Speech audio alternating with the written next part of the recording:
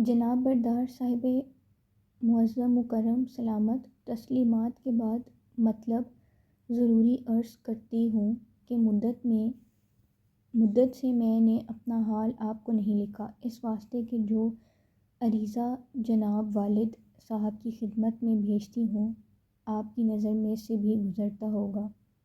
اب ایک خاص بات ایسی پیش آئی ہے کہ آپ ہی کی خدمت میں اس کا عرض کرنا مناسب سمجھتی ہوں۔ وہ یہ ہے کہ جب سے میں سسرال آئی کسی طرف کی کوئی تکلیف مجھ کو نہیں پہنچتی، اور بڑی آپا کو جن باتوں کی شکایت رہا کرتی تھی، آپ کی دعا سے وہ باتیں میرے ساتھ نہیں ہیں۔ سب لوگ مجھ سے بہت محبت کرتے ہیں اور میں خوش رہتی ہوں، لیکن ماما عظمت کے ہاتھوں سے وہ ایذا ہے جو کسی بد مزاج ساس اور بد زبان نند سے بھی نہ ہوتی۔ یہ عورت اس گھر کی پرانی ماما ہے اور اندر باہر کا سارا کام اسی کے ہاتھوں میں ہے۔ اس عورت نے گھر کو لوٹ کر خاک سیاہ کر دیا ہے۔ اب اتنا قرض ہو گیا ہے کہ اس کے ادا ہونے کا سامان نظر نہیں آتا۔ کس طرح کا بندوبست گھر میں نہیں ہے۔ میں نے چند روز معمولی کاروبار خانہ داری میں دخل دیا تھا تو ہر چیز میں غبن، ہر بات میں فریب پایا گیا۔ میری روک ٹوک سے ماما میری دشمن ہو گئی اور اس دن سے ہر روز تازہ فساد کھڑا کیے رہتی ہے۔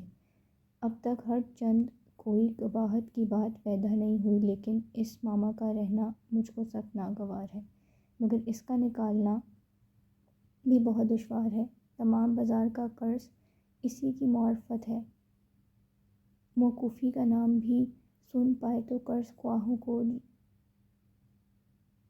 جا بھڑکائے، پھر قرض کا نہ حساب ہے نہ کتاب، زبانوں تکوں پر سب لینا دینا ہو رہا ہے۔ میں چاہتی ہوں کہ سب لوگوں کا حساب اور قرض لینے کا دستور آئندہ کے واسطے موقوف ہو، ماما نکال دی جائے۔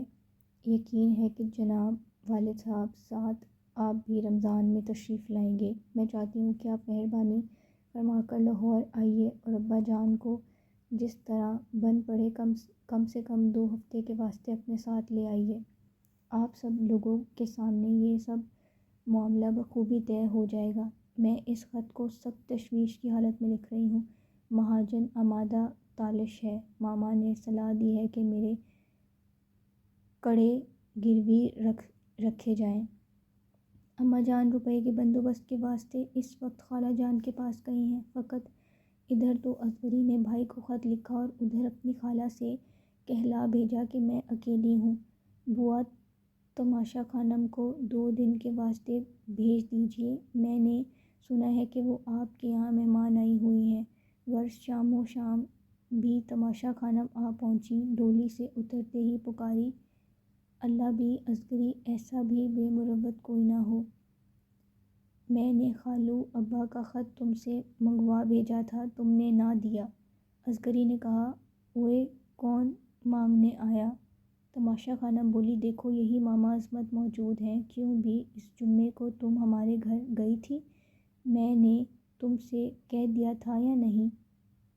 عظمت بولی، ہاں بی بی، انہوں نے تو کہا تھا۔ مجھ کم بخت ستری بہتری کو بات یاد نہیں رہتی، یہاں آتے گھر کے دھندے میں بھول گئی۔ اصغری نے آہستہ سے کہا، ہاں تم کو تو کوٹنا اور فساد ڈلوانا یاد رہتا ہے۔ ارے تماشا خانم نے کہا، خط موجود ہے اور ایک اور نئی کتاب بھی آئی ہوئی ہے، بڑے مزے کی باتیں اس میں ہیں، وہ بھی تم لیتی جانا۔ اصغری نے ماما کا سب حال ذرا تماشا خانم سے کہا۔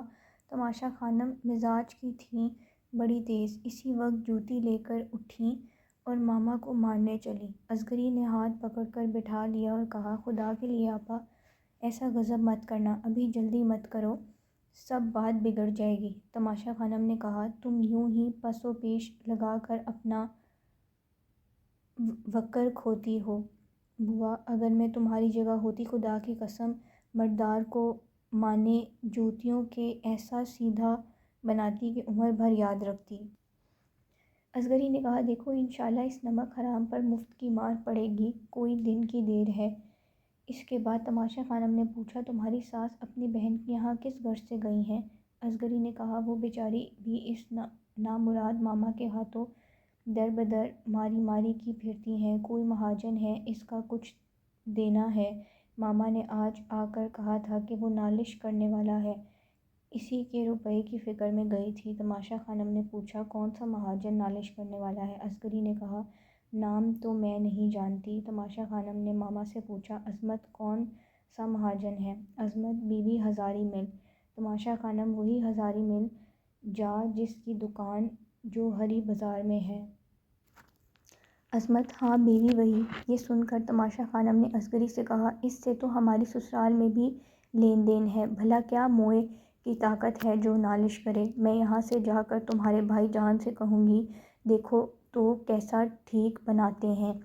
2 دن تماشا خانم اصغری کے پاس رہیں، تیسرے دن رخصت ہوئیں اور چلتے چلتے کہہ گئیں کہ بوا اصغری تم کو میرے سر کی قسم، جب تمہارے سسر آئیں اور یہ سب معاملہ مقدمہ پیش ہو مجھ کو ضرور بلوانا، اور عظمت کو تو بس میرے حوالے کر دینا۔